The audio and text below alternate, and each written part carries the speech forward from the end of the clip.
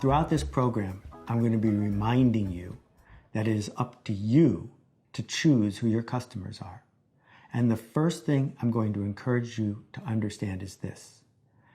You're better off picking customers who want to buy what you sell. Now that seems super obvious, but it's something that's missed all the time.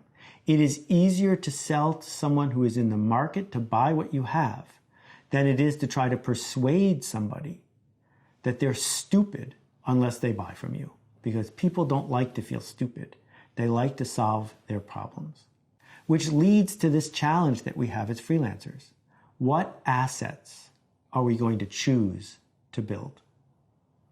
I want to start with a list of 3 assets that any freelancer can invest in. The first one is brand. Brand is not a logo.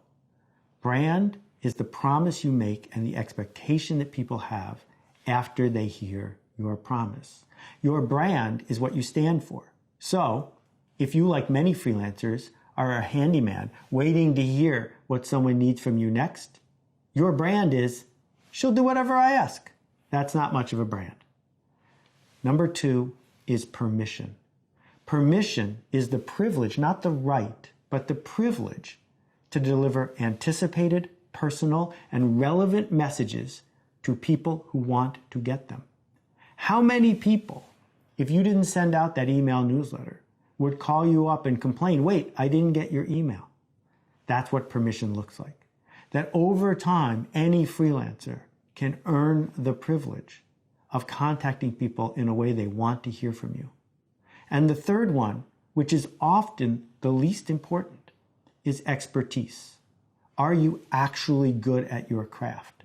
And one thing I've noticed, because it's so difficult to keep it up as a freelancer, it's so difficult to keep showing up every day and doing your work, is that many freelancers fib to themselves and argue to themselves that they're better at their craft than they actually are.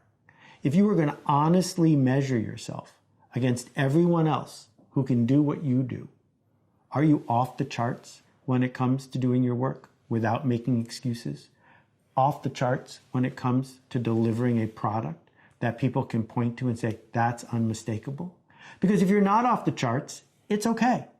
You can rely on other things like brand, like the placebo effect, like the way you solve customers' problems, like permission. Or you can say, yes, in fact, I am off the charts. And if that's the case, go prove it. Go prove it by putting your work into the world in a way that it spreads.